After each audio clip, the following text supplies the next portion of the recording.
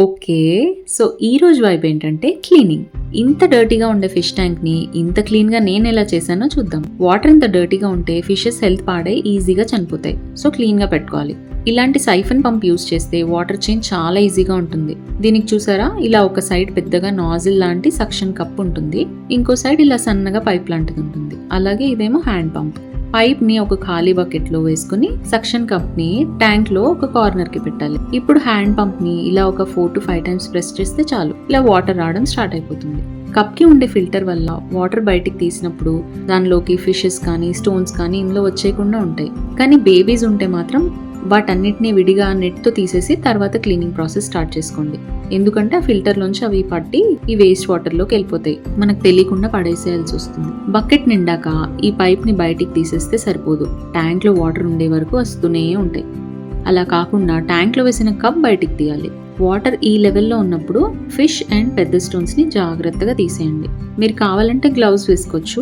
నాకు అది అంత కంఫర్టబుల్ గా ఉండదు, అందుకే వేసుకోలేదు. కొంచెం తక్కువ వాటర్ ఉంటేనే ఫిషెస్ ఈజీగా అందుతాయి, లేకపోతే మనల్ని ఒక ఆట ఆడేసుకుంటాయి. పెద్ద ఫిషెస్ పట్టుకున్నప్పుడు చెయ్యి ఇలా అడ్డం పెట్టండి, లేకపోతే బయటికి జంప్ చేసేస్తాయి. తీసిన ఫిషెస్ అన్నిటిని వేరే బకెట్ లో ఫ్రెష్ వాటర్ లోకి వేసుకోవాలి. ఒకటి గుర్తుపెట్టుకోండి, ఎప్పుడు ట్యాంక్ క్లీన్ చేసినా పాత వాటర్ అట్లీస్ట్ ఒక హాఫ్ మగ్ అయినా కొత్త వాటర్ కి యాడ్ చేసుకోవాలి. అది ఫిషెస్ కి న్యూ వాటర్ కి అడ్జస్ట్ అవ్వడానికి చాలా ఇంపార్టెంట్. ఇప్పుడు అసలు పని స్టార్ట్. ఇందాకలాగా సేమ్ ప్రాసెస్ లో పంప్ యూజ్ చేసి ట్యాంక్ నుండి వాటర్ అంతా తీసేయాలి. ట్యాంక్ ని కొంచెం పైకి లేపి ఒక కార్నర్ లో ఎత్తు పెడుతున్నాను, సో దట్ ఎక్కువ వాటర్ పంప్ కి అందుతాయి. మాక్సిమం వాటర్ బయటికి తీసేసాక ఇప్పుడు ఇంకా స్క్రబ్బర్ తో పని.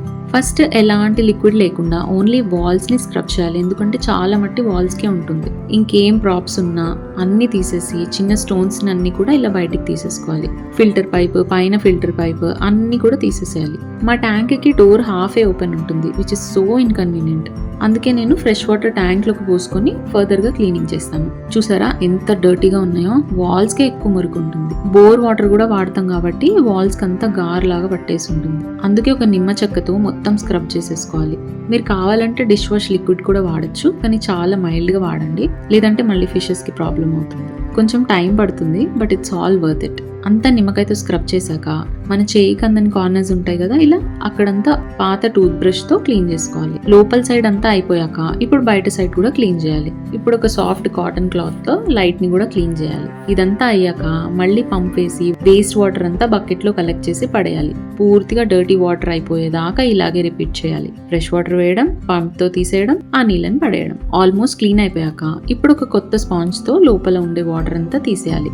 స్పంజ్ లేకపోతే కాటన్ క్లాత్ అయినా పర్వాలేదు. ట్యాంక్ లో అన్ని పెట్టే ముందు చుట్టూ పడిన వాటర్ అంతా క్లీన్ చేసుకోవాలి. అన్ని పెట్టాక బరువు అవుతుంది కదా, అప్పుడు క్లీనింగ్ కష్టం. ఇప్పుడు ట్యాంక్ అంతా ఫుల్ గా డ్రై అయ్యేలోపు స్టోన్స్ ఇంకా అదర్ ప్రాప్స్ ఉన్నాయి కదా, అవి క్లీన్ చేసేద్దాం. దీనికోసం నేను కొంచెం ఉప్పు, పసుపు వేసి ఈ స్టోన్స్ అన్నిటిని బకెట్ లోనే స్క్రబ్బర్ తో బాగా రబ్ చేస్తూ క్లీన్ చేస్తున్నా. పెద్ద స్టోన్స్ కి చూసారా ఇట్లా డిజైన్ ఉండడం వల్ల ఖచ్చితంగా బ్రష్ వాడాలి. ఫిల్టర్ ప్యాడ్ కి అయితే అన్నిటికంటే ఎక్కువ మురికి ఉంటుంది, ఎందుకంటే వాటర్ అంతా ఫిల్టర్ చేశాక డస్ట్ ఇదే కదా ఆపుతుంది, అందువల్ల. దీన్ని రన్నింగ్ వాటర్ కింద పెట్టి బాగా క్లీన్ చేయాలి. అలాగే మిగిలినవన్నీ కూడా. Cleaning part done. ఇప్పుడు సెట్టింగ్. అన్నిటిని ఎలా డిస్మాంటిల్ చేసామో అలాగే వాటిని వాటి ప్లేస్ లో ఫిట్ చేసేయాలి. తర్వాత ఫ్రెష్ వాటర్ తో హాఫ్ ట్యాంక్ నింపండి. ఇప్పుడు స్టోన్స్ కూడా సెట్ చేశాక డబుల్ చెక్ చేసుకోవాలి, లేదంటే ఫిష్ పైన అవి పడి మళ్ళీ చనిపోయే ఛాన్స్ ఉంటుంది. చూసారా ఇది రోల్ అయిపోయింది. సో కేర్ఫుల్ గా సెట్ చేయండి.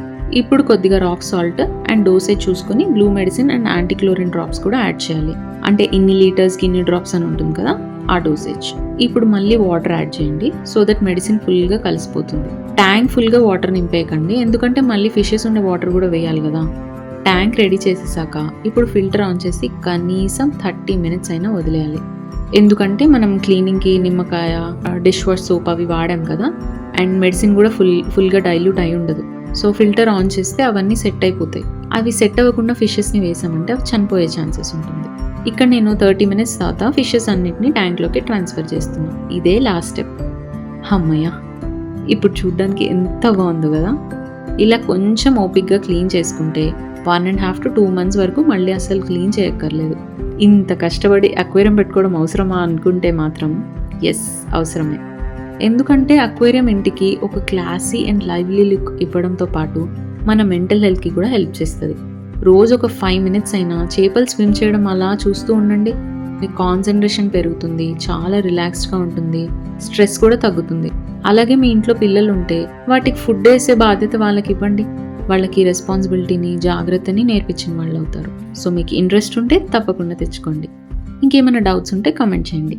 Meet you with the next vibe. Bye bye.